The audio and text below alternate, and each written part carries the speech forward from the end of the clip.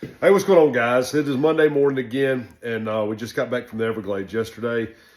Did not ever hear a bird or see a bird, but did learn a lot about what the birds do, where they're at, that kind of thing. It took us 4 or 5 days because we went in on foot, and it is a lot of walking. You spend so much time walking trying to find a bird that by the time you realize kind of what you need to be doing, then, I mean, man, you done wasted a lot of time, but it's hard hunting. The hardest turkey hunting I've ever done. But man, I'm looking forward to going back because that's one of those places that is so hard. If you ever did make that happen, was able to kill an Osceola hunting that way, then I mean it would be so rewarding, especially on public land. So won't be this year, but I may be back down there next year. Anyway, today I've got a bunch of hides that I left in my pickle while I went down there hunting. So I've got to do some shaving today. We've got, I think, 4 or 5, maybe 6, I can't remember, capes that I've got to shave down and going to start getting some deer mounted this week. I've got in a big order this past week that Christy had to drag into the house for me. But we got a lot of forms and got in a lot more ear liners, got in a whole bunch of eyes. So I hope that I've got enough. I think I've got enough supplies to probably do close to 30 or 40 deer. And so here in the next few weeks, that's going to be the assignment, is going to be mountain deer, mountain deer, mountain deer. Done a lot of fishing since deer season. Kind of took a little bit of time to get wound back down from all the deer season. Just deer season's a lot. When you're doing this kind of stuff, it's not just hunting. It's not just you get to work from home, so you get to do whatever you want. Like I hunted a lot. I mean, you get to hunt whatever day you want to, but you're still getting all that work too that you're taking in. You're caping deer heads, but y'all saw it, during deer season, all that goes on in here. But what you don't see is like all the phone calls, phone calls and text messages. It's almost completely stopped about 2 weeks ago. But during deer season, you're talking about 50, 60, 70 sometimes calls a day or text messages that you're trying to respond to, let these people know if you're available, if you've got spots open, drop-off times, if they can come get deer, if they can bring deer to you. It's a lot of it's just a lot of keeping up with a bunch of stuff is what it is. It's not really work. It's just aggravating. But, mentally, you want to be able to wind back down and get everything, get your brain calmed back down so that you can focus and do what it is that you want to do, but also be happy and enjoy what you're doing. That's the name of the game. In any kind of job, y'all know how it is. The longer you do it, the more it gets in your mind and the more stress it creates. And some people can't ever let that go. They let it build and build and build to the point to where they start dropping off their hobbies. They start dropping off their relationships. They start dropping off their marriage or whatever it may be. And they start adding that back to their job, trying to create a situation where they can finally get ahead or finally get finished. And you're just not going to. When you work, that's part of it. Until you decide to quit or retire and completely stop, there's always going to be work to do. No matter if you're a mechanic, no matter if you're a stockbroker, no matter if you're a taxidermist, there's always going to be work to do if that's your job and you have got a job. So you've got to be able to turn that off. And I learned that the hard way, years ago.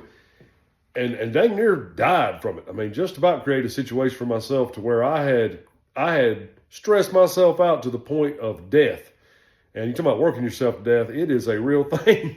But you got to learn to do your job. Then you got to learn to shut that off. And when you have got time where you don't have to be stressed, take advantage of that time.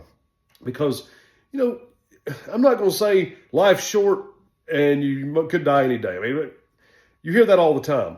But, life, you can actually make it feel like it's longer. There is a lot of time in a day to do what you enjoy to do and do some work, but separating those two, finding those windows of opportunity to where, it's like I said, after deer season, you got a few weeks where nobody's calling you.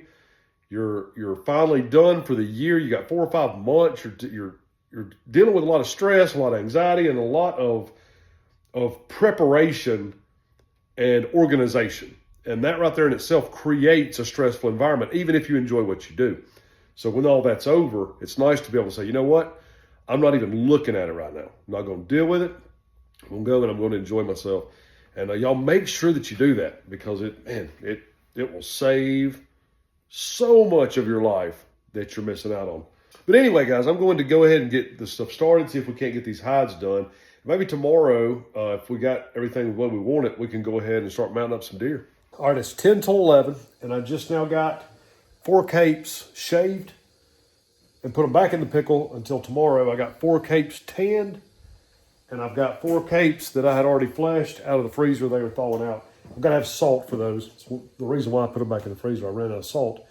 And then I realized it. So I'm going to go this afternoon, go get some salt, and finish up a video on, I've started the series on a year in the life of a trophy hunter. So going to be doing some, explaining how I personally hunt bucks and walking through my process and how I do that. And we're just going to do it for a year, kind of like we're doing this series right here. So if y'all are interested in that, y'all go check that out. I don't know when it will be online. Hopefully today, tomorrow, which y'all won't see this, till next week. So I don't guess that really matters. But anyway, y'all go check out that series as it goes on. And also, when I went to the Everglades turkey hunting, I've got that video online too. If y'all like to see it, if I can remember, I'll try to put the link to that down in the description. But I'm gonna go up here and get me some lunch. We're gonna go get some salt. And tomorrow I'm going to mount deer. I don't know if I'll have time to tan the hides that are in the pickle, but if I do, I do. If not, we've got 4 hides to work with. So we're going to go ahead and get those taken care of. And once all of that's mounted up, we're going to come back and we're going to finish up these deer heads right here. It's Tuesday morning, and I finally got in my shipment that I've been waiting for about 3 or 4 weeks to add to all of these other deer heads. But these boxes have got some heads in them that I really have been needing because those deer are expedited. So I've got to get those things done. We've got them tanned, ready to mount them up. Only problem I've run into this morning is I have got a gout flare up. I don't know if any of y'all deal with gout. I used to get it really bad back before my heart surgery. And hadn't had a whole lot of trouble with it since because I got better blood circulation. But my dang thumb, I don't know if y'all can see that thumb joint right there above my wrist. Man, that sucker swelled up. Last night I woke up this morning. Ooh, man, it hurts. Of course, I was gone to the Everglades last week, and gout is caused by red meat, shellfish, really anything with purines in it, beans, tuna, a lot of different kind of fish, which, is basically what we ate the entire time we were there. It was a bunch of red meat and beans, Mexican food, and so now, needless to say, and sugar. Sugar's a big deal too, and I don't eat a whole lot of sugar when I'm at the house. But while we were gone, I ate a whole lot of sugar. Bunch of garbage, junk food. And I guess my hand just finally had enough. So, going to be a little bit ginger trying to work on the mounts today. But I've still got to get them done. So, got a glove on it right now. trying to get the swelling to go down. See that thumb right there? Look at that. Oh, man. That's painful. But anyway, we'll survive. We're going to eat celery seed, water, and apple cider vinegar, and flush our system out. But anyway, y'all, we're going to get started on this stuff. Y'all realize how hard it is to shave a hide with gout in your thumb? Like hold it like this. Just trying to hang on for dear life. Being careful doing stuff like this, that's how you get cut. It's already awkward trying to hang over this cape. But then my fingers are not where I'm used to them being either, so I have to be real careful. What's aggravating about gout, if y'all never had it before, is basically it's a buildup of little tiny needles inside of your joint, and inside of your tendons.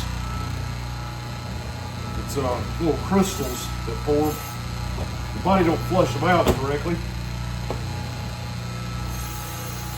And it basically feels like you've got broken glass inside of your joint. I'm not so sure that broken glass wouldn't feel better. We're going to start putting this thing together. It's taken me absolutely forever to get the hide prepped because of my poor thumb. But enough feeling sorry for myself. The show must go on. Finally warm enough outside today to open the door of the shop up and actually let some fresh air in and some sunshine. It's been a long time since I've been able to look outside while I stay there working. Now I know what folks talk about when they work in the office and you ain't got no window in your office. It'll make you a little bit crazy.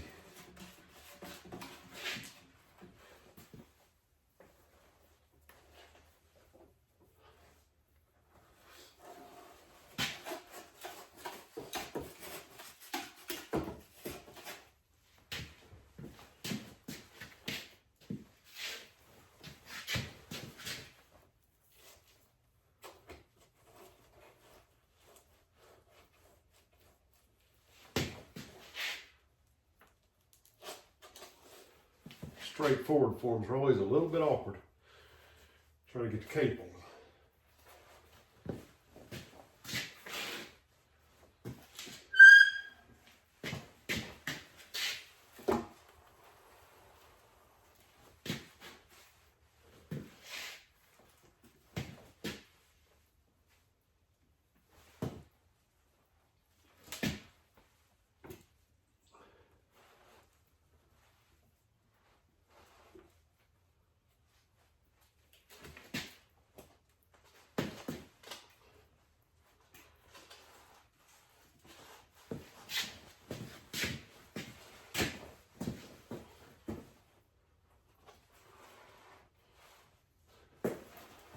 There we go.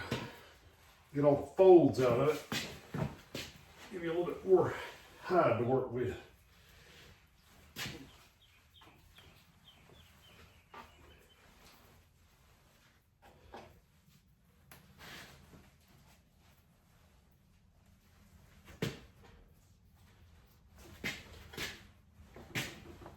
Just about right there.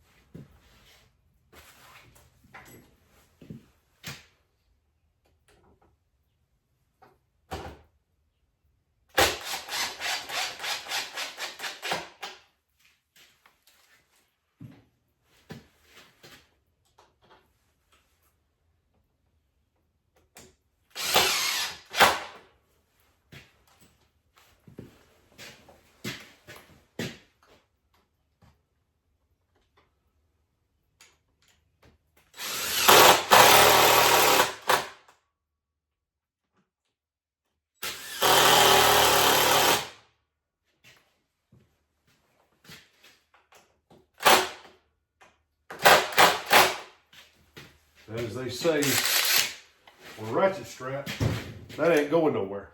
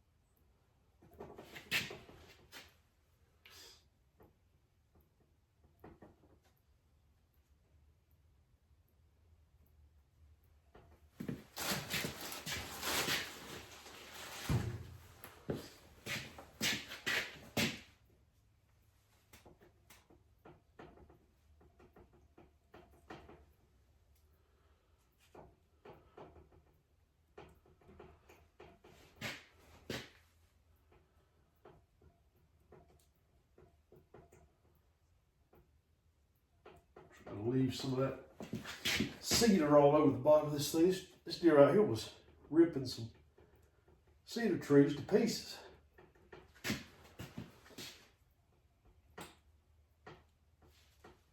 See if I can't mount it with that on there. Put just a little bit of sealer on it when we get it finished and hold all that in place.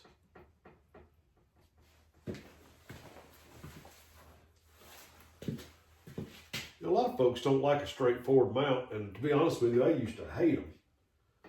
There's no way I was ever going to mount a straightforward deer, for myself anyway. And the more of them I do, the more I kind of like them. I guess because you just don't see them much anymore. I have people ask me a whole lot, why do you always put the ears back? Why does everybody, all taxidermists, why do they always do the ears pinned back? Well, taxidermy, like anything else, is a fad. Stuff gets popular and fades out and comes back. And right now, everybody thinks the deer is supposed to have his ears pinned back. That's what everybody wants. I think a lot of it's because that's what they're used to seeing. Because I know when I was a kid, all deer had the ears straight out, alert. And if you saw a deer that wasn't done that way, you kind of question the taxidermist. People just, it's what they were used to. Now, the ears being back is what people are used to. I don't know about this deer. Need to read on here right quick and see, let's see here. Straight, ears pinned back. Actually, specifically requested that I pin the ears back on this deer. I usually ask, especially on straightforward mounts, because traditionally a straightforward is going to have alert ears. But like I said, there's so many people now that do not want alert ears that it's always good to ask. Hate to get a deer back, somebody that'd be disappointed on account of something like an ear position that could have been changed. I mean, it don't matter either way. It's just as easy to do them alert as it is pinned back. Yeah, dog, it hurts. I said I wasn't going to talk about it no more, but man.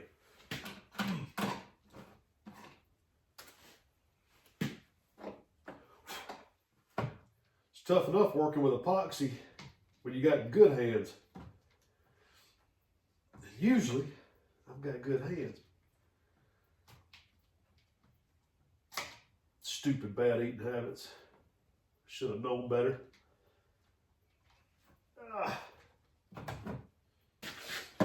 Yeah, y'all look here. Normal hand, gout hand. Look at that. See that? That right there, right there. I mean, man. Ooh. Getting old, folks. Getting old. When you're a kid, something stupid had happened to your vehicle or at work. You say, it's always something. You'd be mad.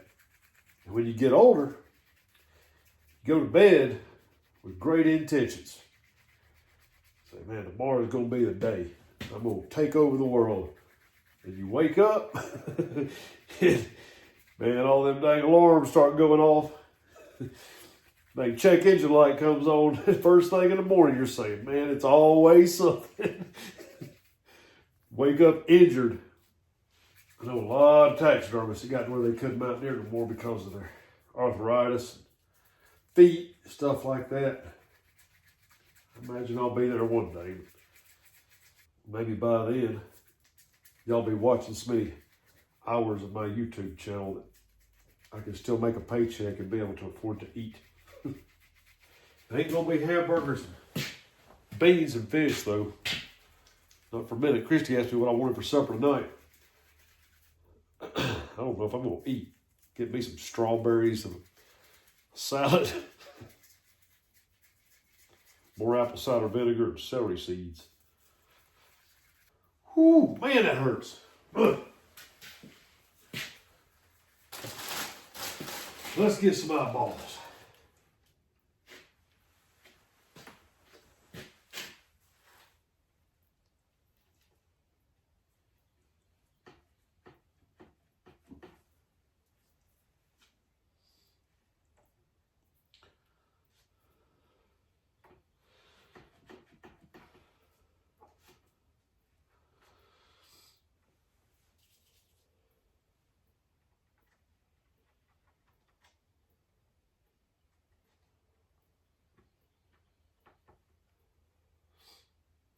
How many turkey hunters we got watching right now? It is that time. If you are a turkey hunter, I know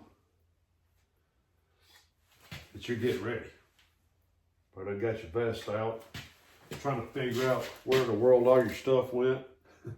checking all your pockets, looking for your flashlight. Getting an old crusty mouth call out. Soaking it in some water, mouthwash. If you're like me, you just throw them all in the garbage every year and go buy a new one. I don't know what it is, but the thought of sticking that mouth call back in my mouth, I had it in there a year ago, just, I don't know. Of course, maybe y'all wash y'all's. I just hunt when turkey season is. My vest goes up in the closet, along with all the nastiness of my mouth call and everything that's all over it.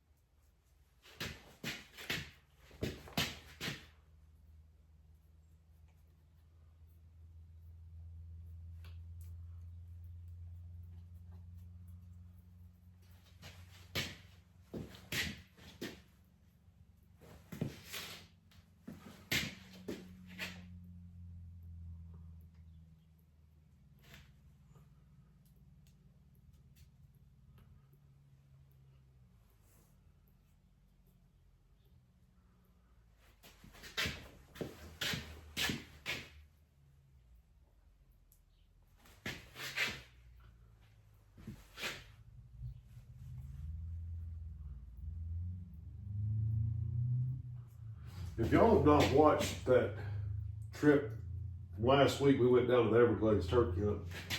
Y'all need to watch that video. We didn't do any good,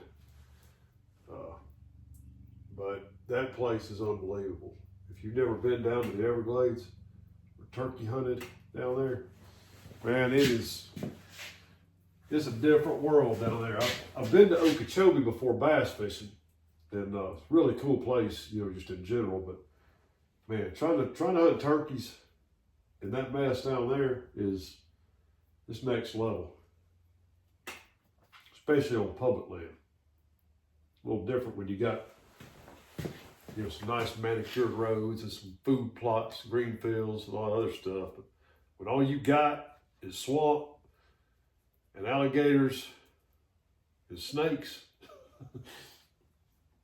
man, turkeys are hardcore.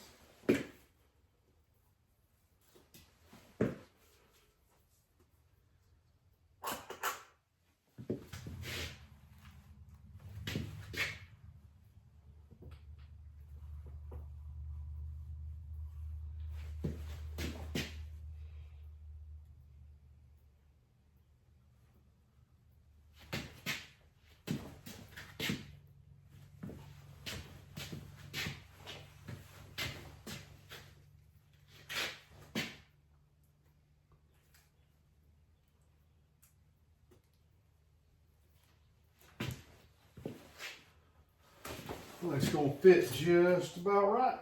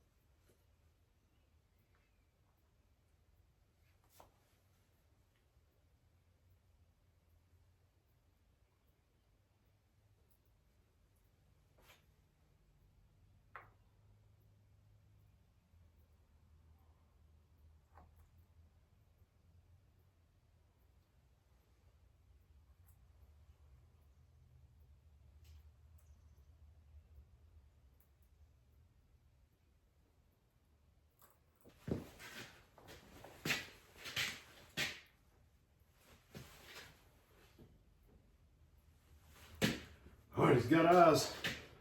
He's got eyes, folks.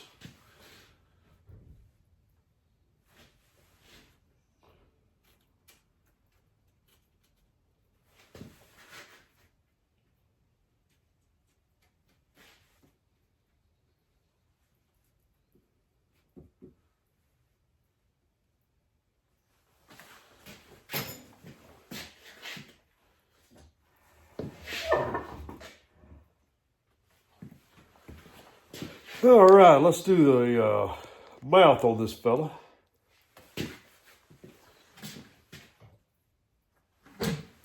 Tuck them lips.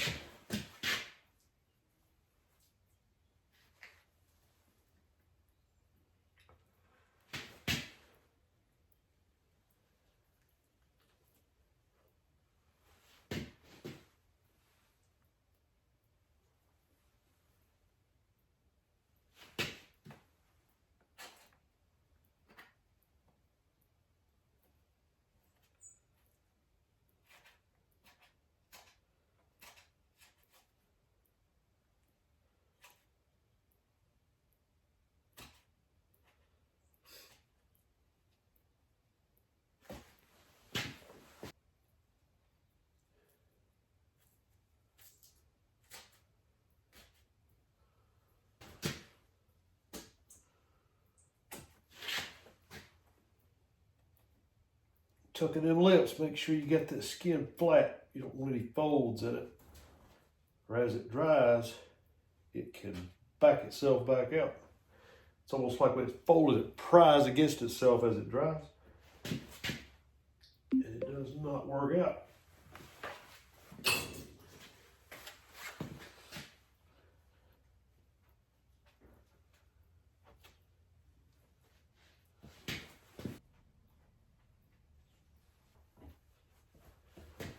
Alrighty. Ow.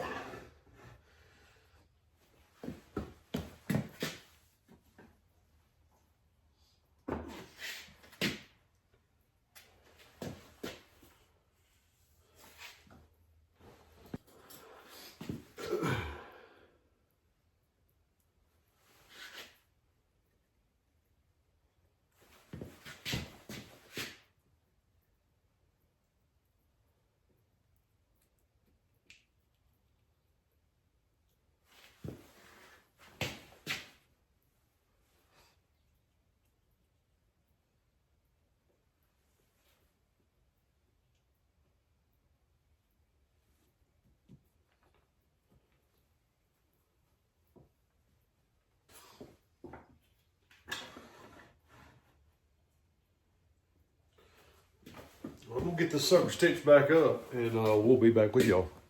All right, well, we got this guy right here buttoned up. So now we're going to go and get some salt and go and eat some lunch because I'm hungry. It's about 1:30 and I've been hungry for about 2 hours. Beautiful day out here.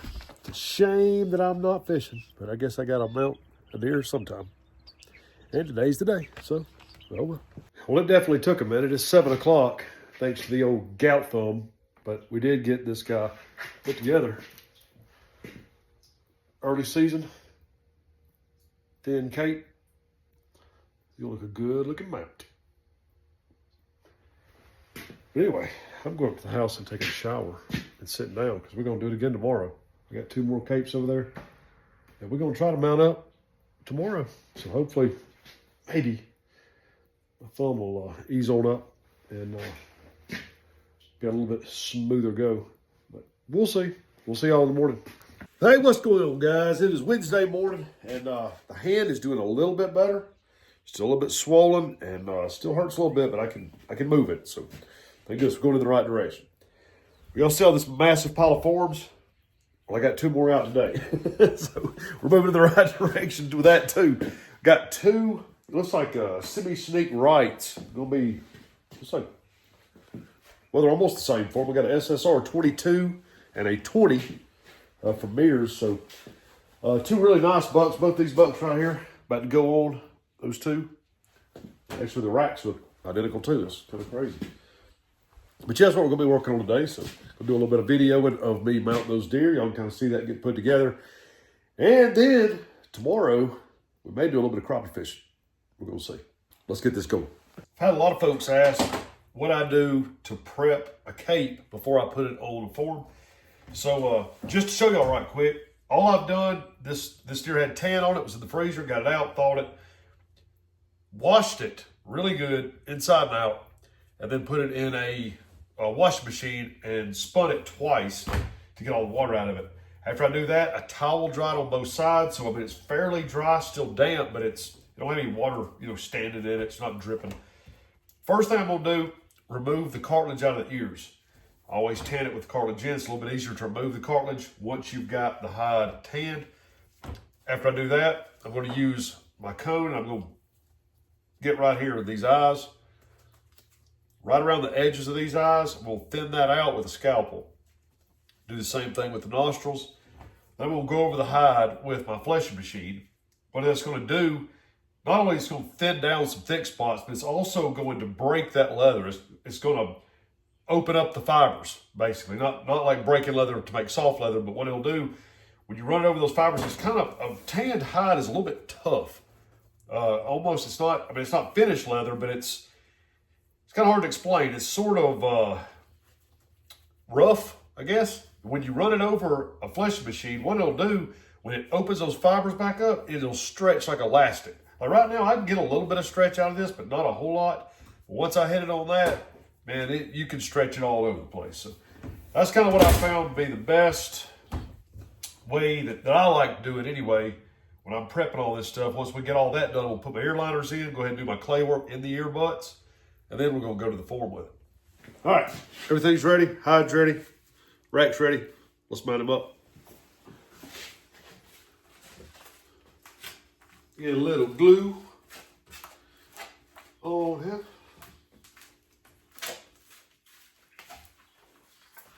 I said this before, some of y'all may not have been watching.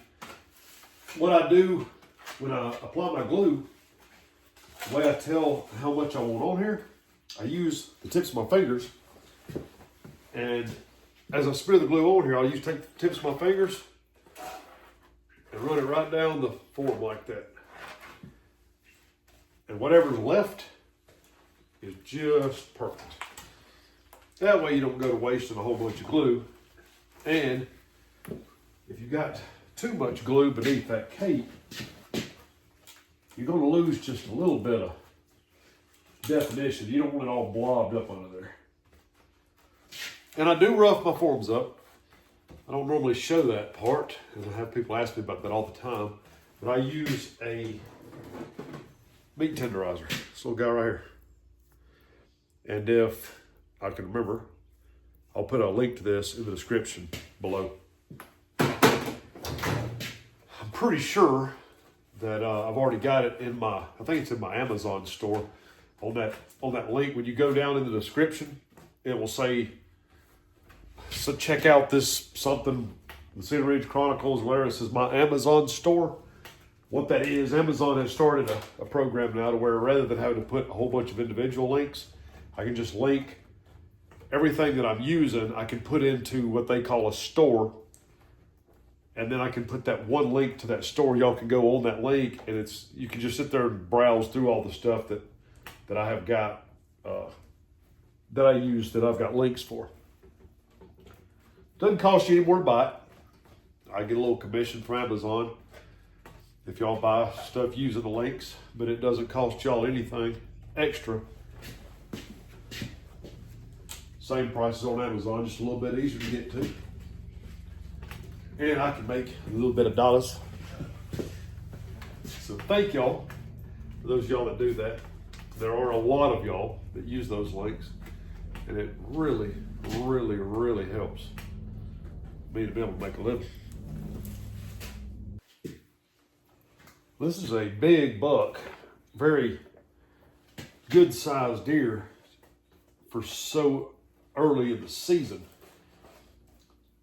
He had a pretty good sized neck measurement, considering that was an early season deer. It's been a little tricky to get this cape on here, but this will definitely be the biggest bodied early season buck that I've mounted. I got that almost so high I can't reach it.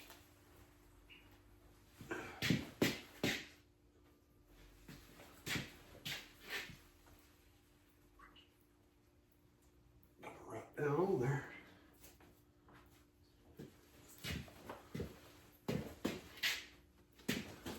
Still got a little bit of a fold in it. I think we're going to do okay.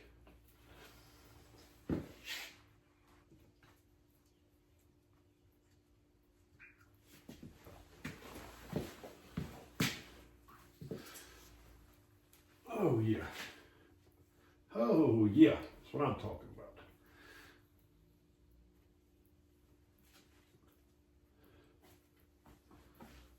Look at there. Pretty as you please. Matched up just right with that form.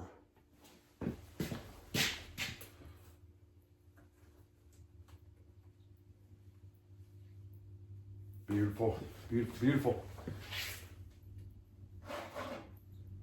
Deer right there is going to make a great mount.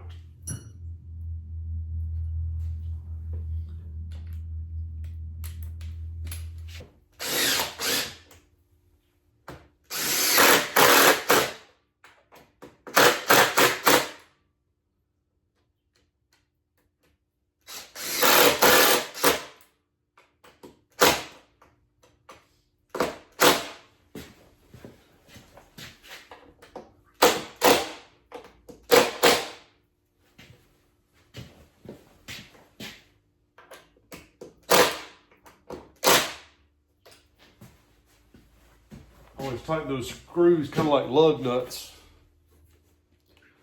Just do them kind of one at a time and go back and forth.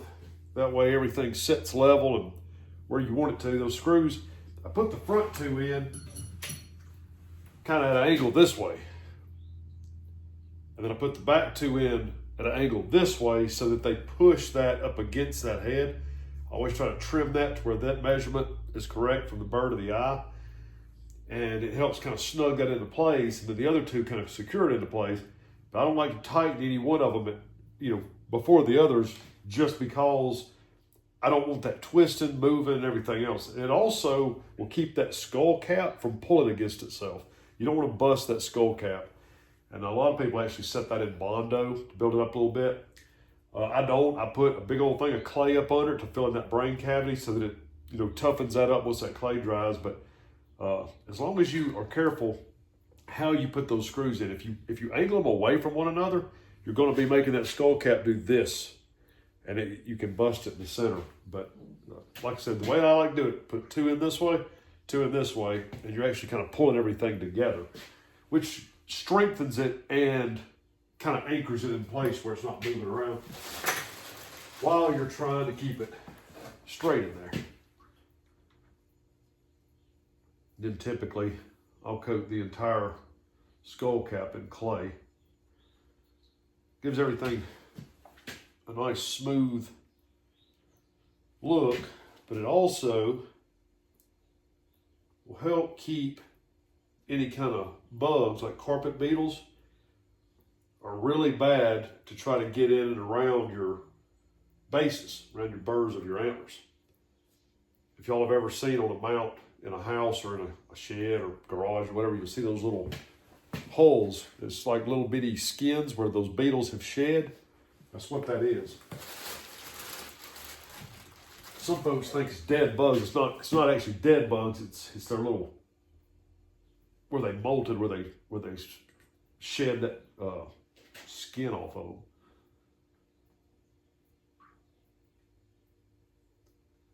But those things love to get in there and nibble on the inside of that skull cap. This clay just gives you another protective barrier against all that. Some folks also use a little bit of permethrin or bug, any kind of bug poison or whatever in there too. Get him moved back up and straightened up just a little bit.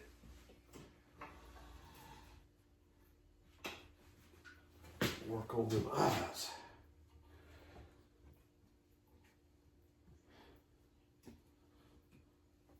A little higher. I still can't hold on to this stand with that thumb. So it hurts. If I hadn't told y'all yet, it hurts.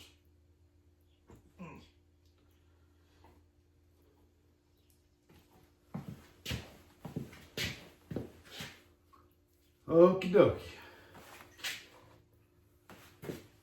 Time for some epoxy. I had somebody send me a link yesterday about state of Missouri.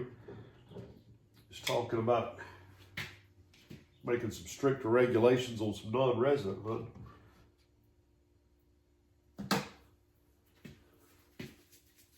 I hate it because I like hunting in Missouri, but I can't say that I blame them because we deal with out-of-state like non-resident hunters here too. And I honestly love the fact that we can all go and hunt different states and enjoy different areas of the country. Everything's so different. No matter where you go, the hunt is just different. Some places it's easier than others, some places harder, but it's so different that a lot of times that's what makes it fun. But I can see with too lenient regulations, it would be aggravating as a resident or a local to be able to lose some of your access because there's so much traffic from non-residents. one thing that I know Mississippi does, we're going to do a little bit of turkey hunting in Mississippi, hopefully this weekend. And Mississippi does not allow non-residents to hunt until April, unless you have got a special permit. We got drawn this year for that special permit, so we're going to get to go over there and hunt this weekend with the residents, but they allow very few.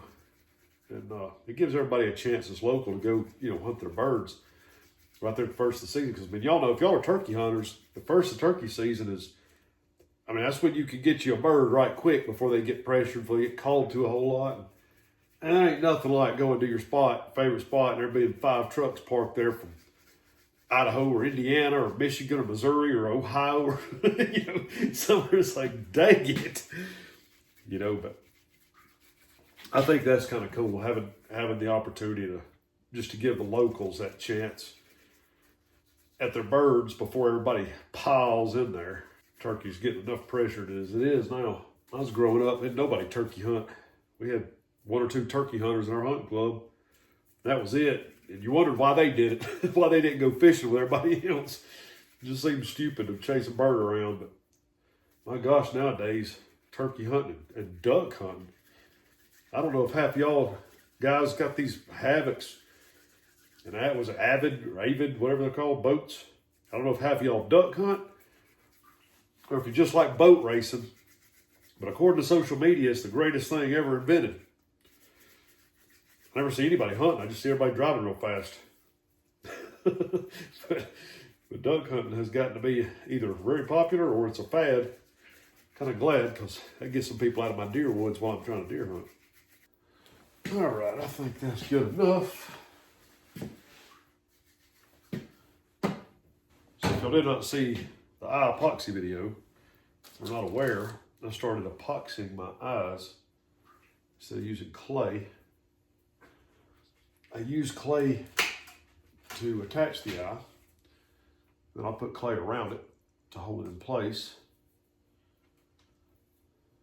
But then I use epoxy to form my eyelids and to build up around that tear duct. It works way better than using modeling clay because it does not shrink. And however you sculpt that eye is exactly what it's going to look like. Now, you ain't got a whole lot of working time. You got a few minutes. It ain't like modeling clay. But you mix that epoxy up and get that eye set. You better hope it's where you want it, because it's about to be permanent.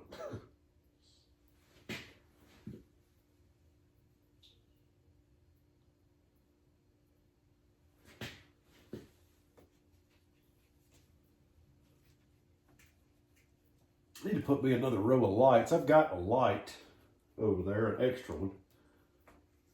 I need to put me a light right here. It's just kind of dark for the camera. I can see really good in here. It's bright in here, but you can't really tell it on the camera. Part of the problem is, I don't know what it is with these LEDs, or however they set up, run, or whatever, but it has a weird refresh rate with the camera. It doesn't do it as bad on my phone, but on my GoPros, I used to use a GoPro down here filming all of my deer that I was mounting. But you try to play that on a GoPro, and you could literally see black waves going across the screen from something with the refresh, the way it was refreshing with the lights. Kind of like when you're videoing and you've got like a radio in your truck or something, and it looks like it's flickering. Kind of the same issue. Alrighty, now we're gonna put some epoxy on here. Move y'all in a little bit, maybe show y'all a little bit of this.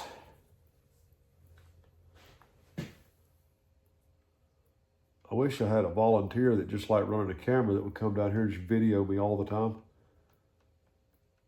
It'd make for a little bit better camera work. It'd sure be less aggravating.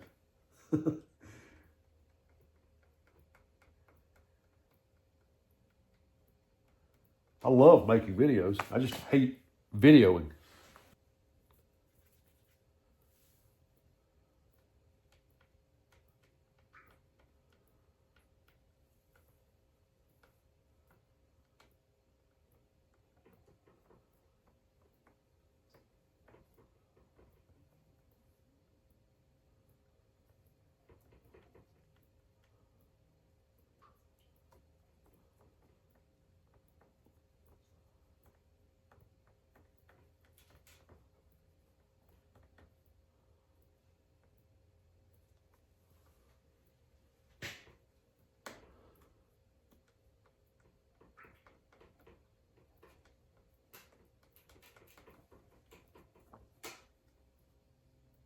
It's gonna go a little something like that.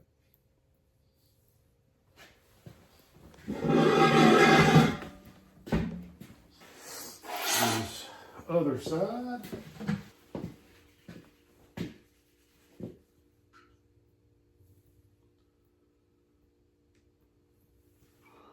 I'm blocking the entire camera.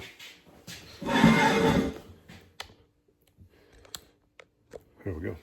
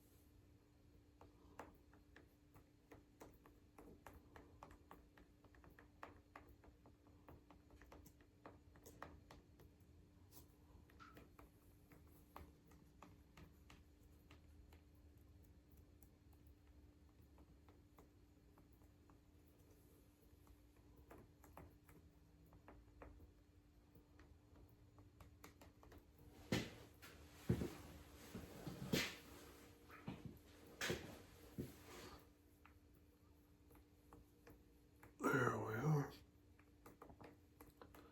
Those details, I'll press into it as I'm working that eye. The skin from that eye will work all the eyelid, eyelashes, we'll get all that stuff in place and kind of press that skin into this epoxy rather than building up.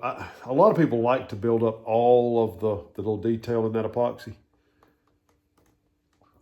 and then just lay the skin on it. And that, I mean, that's perfect. That's perfectly fine.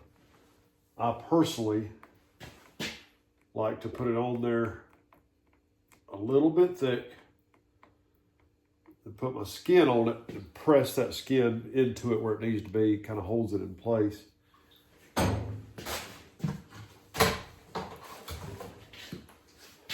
That's just personal preference. You can do it however you want. I would not suggest, though, using epoxy until you are familiar with sculpting eyes. I think you'll run into a little bit of a problem trying to get done in time. And you don't want to permanently mount an eye on there if you're not real familiar with how you want it to look once it's finished.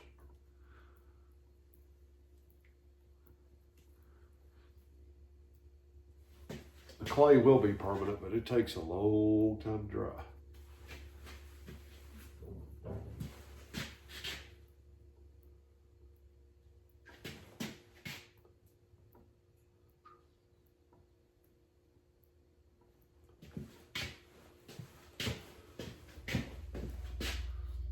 I have not been using glue on the epoxy either. The epoxy is sticky, especially when it gets wet, which you get some water on it. So what I've been doing is adding just a little bit of water, just putting a little water on my finger, and we'll rub that in and get that epoxy kind of tacky, a little sticky almost. And then we'll tuck those eyes. And that skin will stick to that epoxy. Okay, about ready to go. A little water on my hands. Just gonna rub that on there.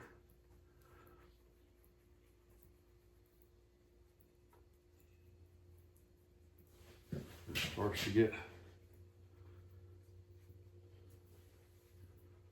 kind of soft.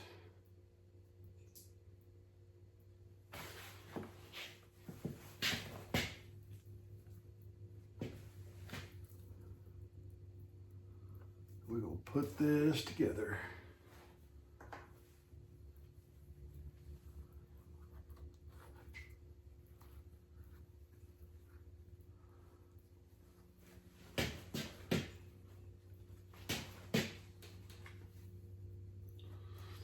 Big old huge hole in this tear duct on this side. I don't know if it was something that I did. I don't remember, honestly. Probably was. But when I stitch them back up, I like to stitch them kind of loose because I don't want that skin to be overlapped or folded over the top of itself when I go to tuck it. Once I tuck it, you won't be able to see the hole or the stitches anyway. But I do like to have it stitched up because if it's just a hole, sometimes that wants to open up and it's just something else you got to deal with later.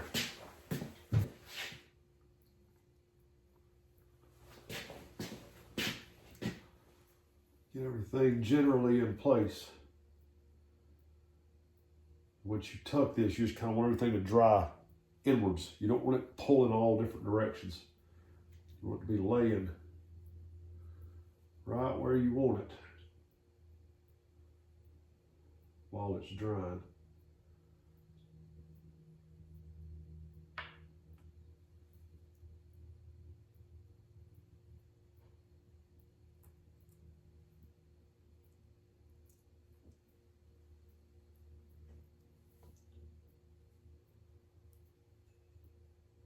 Something else about epoxy is it's so stout, it's firm, so when you press that tucking skin in there, man, it really grabs it. You'll see these stitches right here where I rolled that epoxy up. Those stitches just gonna disappear down in that tear duct. And now that we've got that epoxy built up like that, we'll be able to press and sculpt this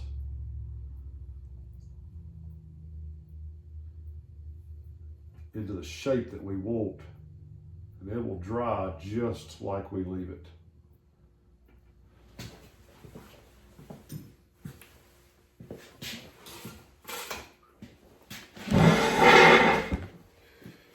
Come on up, take a look.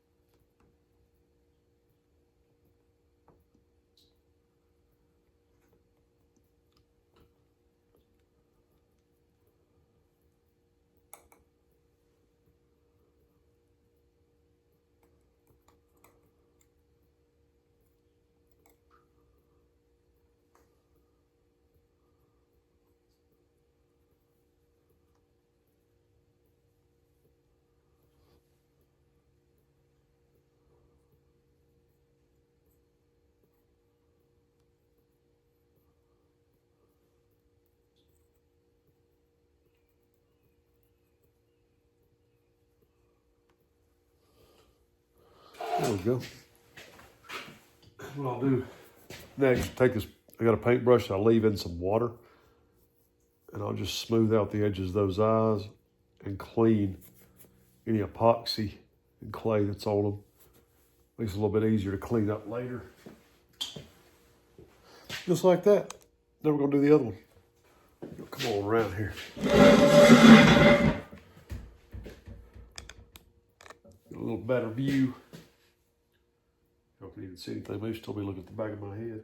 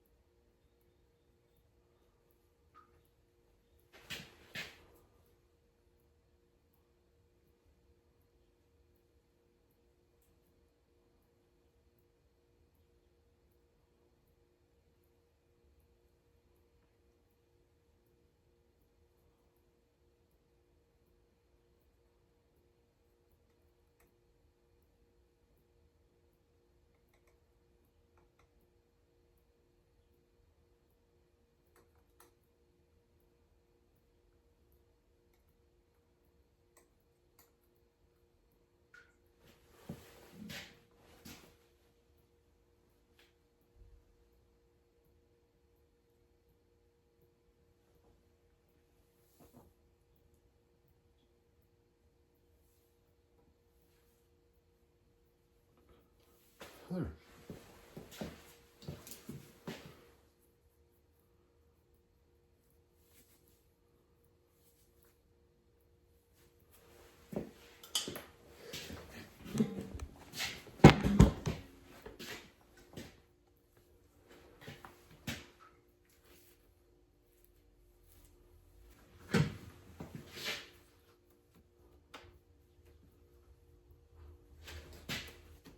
If y'all been following my channel for a long time, you know that I used to stitch the deer up first and then come back and do the face.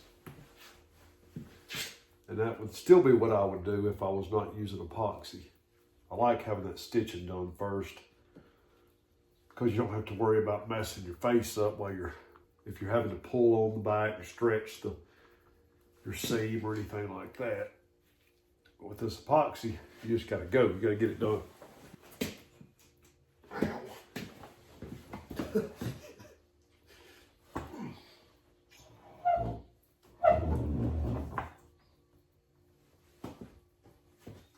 My WD-40 hat. Hey, something you don't need. You don't do taxidermy. It's right here. WD-40. It goes on everything. I need everything. Flesh machine, bolts, nuts. You name it. And I can promise you, if you're pickling hides and tanning hides and using salt, everything you've got is going to be rusted. I can promise you. It's all going to be rusted.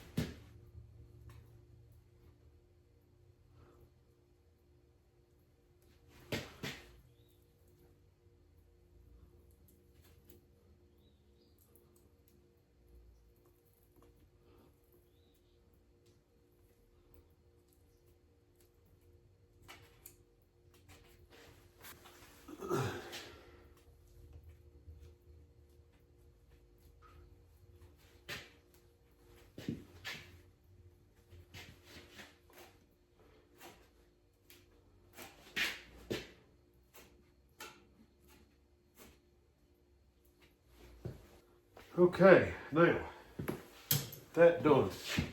Now I got to work air out of this.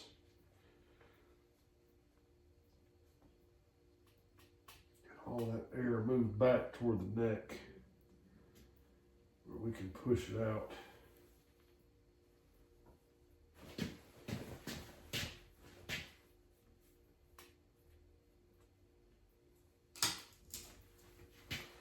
All right, that's got a lot of it.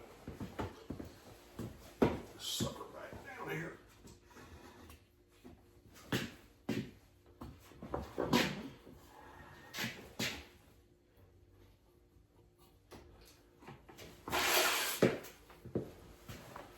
Okay. Ow. So now, we're just going to go through here and make sure everything's laid the way we want it. We're going to tuck the nostrils because we haven't done that yet. That would look really stupid if we left it like this. Don't you think?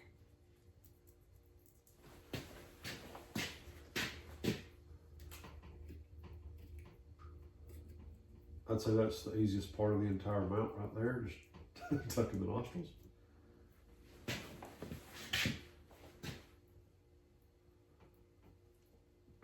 When you do your nose pad, something that all of my early deer I was mounting that I look they look horrible.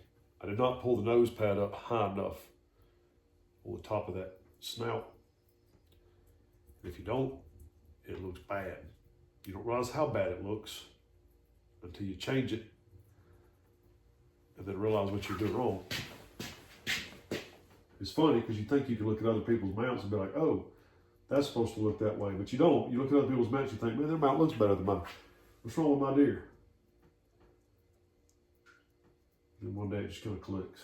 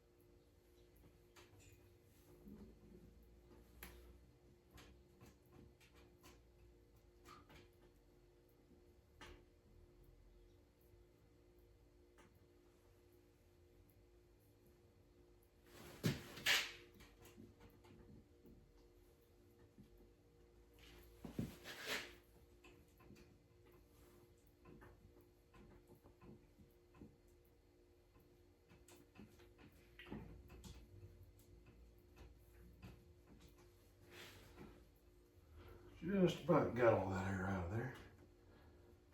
If you got any left over, it's okay. You can always take a scalpel, poke a few little bitty holes, that air will come right out of it. You can't ever tell that the holes are ever there. All right.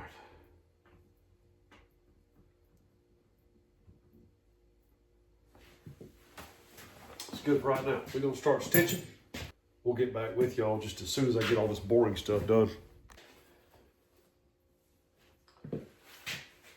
We're just about getting there now.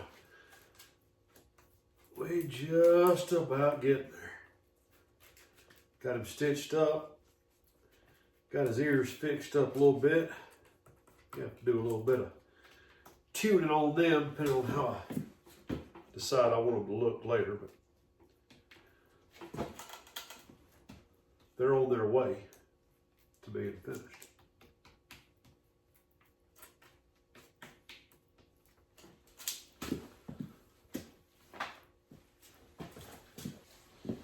Tell y'all, this is a beautiful cape. So just a little bit. Look at all the white. All that white all over his face. His white patch goes down the side of his neck, and he's got that double white throat patch, and it starts white again here. He's got tons of bright white hair. Really pretty buck.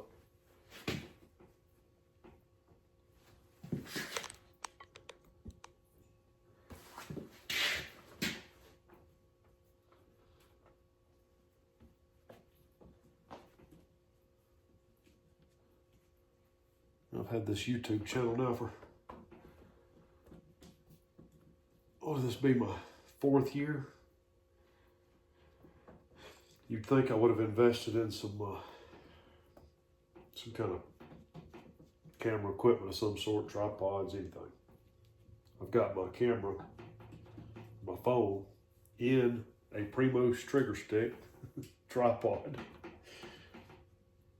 sitting on a chair, just balanced, you know, waiting to fall off at any second. Bringing y'all the content that you all won't deserve.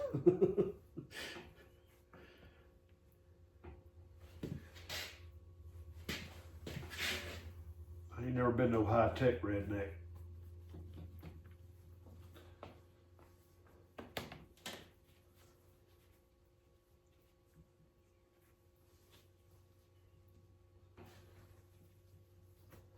Alrighty. Put a couple pins in there. Hold everything like we like it.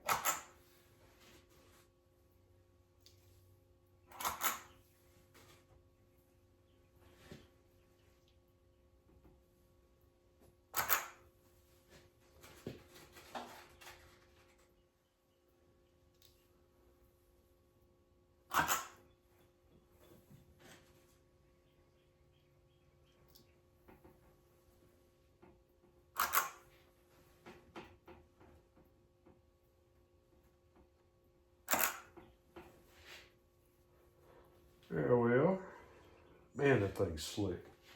It's gonna look so good.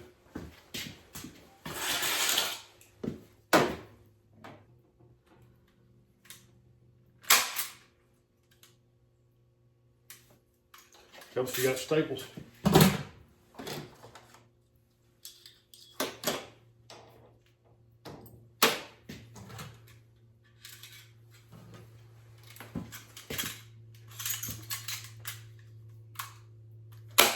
Yeah, it's much better.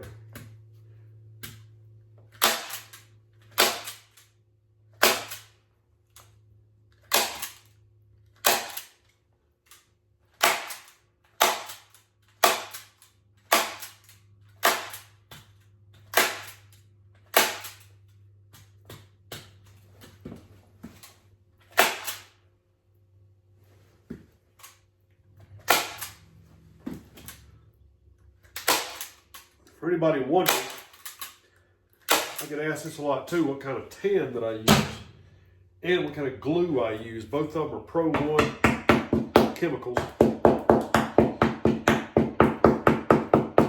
the most part, everything anything you order from them, you got to buy from them direct. They don't really sell out of any other kind of taxidermy company, supply company. It's Pro One Chemicals.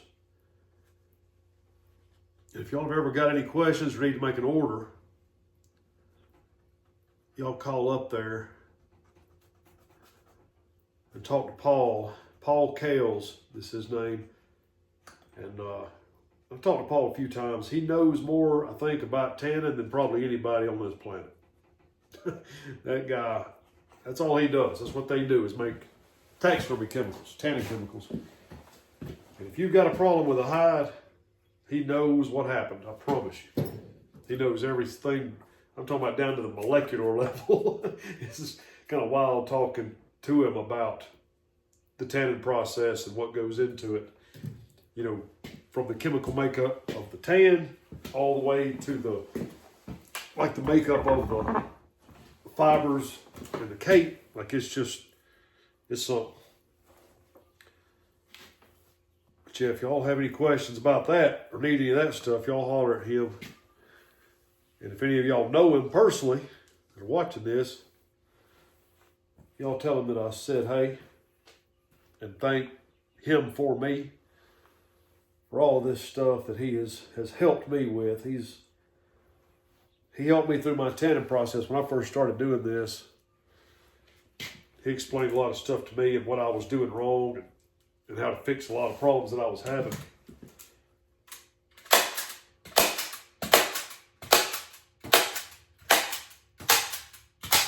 And anybody that's willing to help, I like to try to promote. What I would love to do is go up there to his place and make a video with him and interview him about all of it. The tanning process, the chemicals, how it works, what to do. I don't know if he would be up for that. But there again, if any of y'all know him personally, call him and ask him. I'll ask him eventually. If I can ever remember. I get so busy that I've got all these ideas for videos, I just kind of forget to make them. But while I'm thinking about it, like I said, if any of y'all know him personally, ask him if he would mind doing that. Tell him to shout out. Tell him to give me a shout, and I'll make the trip. I'll come to him.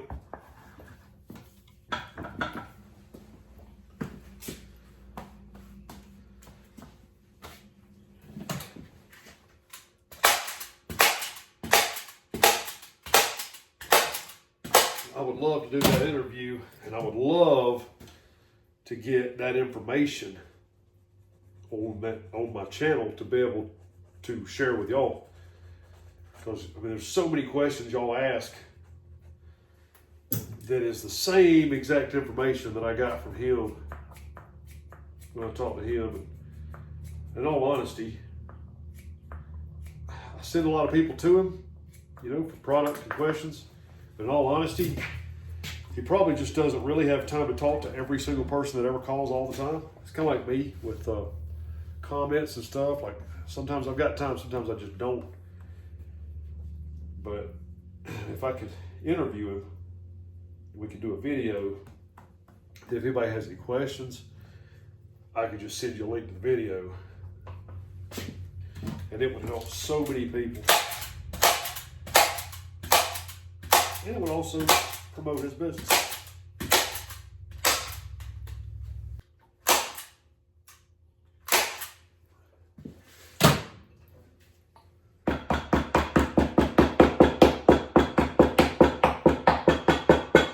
There we go. Looking nice.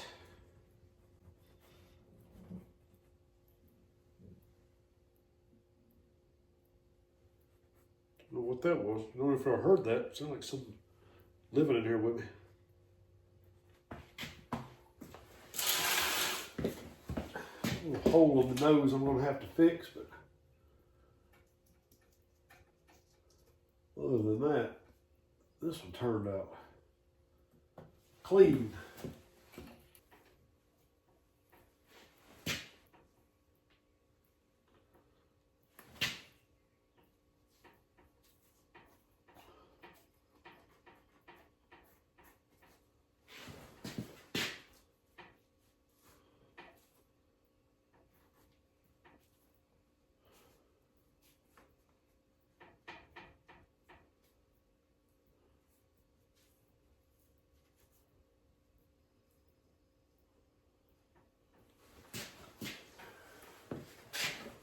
few little wrinkles here.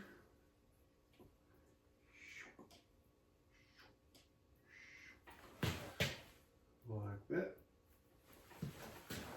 See right here.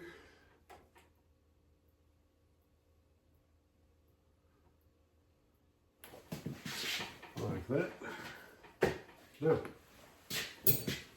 piece of cake. We're gonna come back this afternoon, we're gonna do it again. Look at there. That is gorgeous. Look at that. Look at that white patch. Double white patch, man. That is just beautiful, beautiful, beautiful. Good looking buck. Well, let's go eat something. Well, all right, guys, it's 7 o'clock, and it is time for me to go eat supper. Got another deer mounted up. 2 for the day. Big old nice pretty buck. The rack is full, so now we're going to wait on these puppies to dry, and it'll be time to finish them all up. So tomorrow, I think we're going to go karate fishing.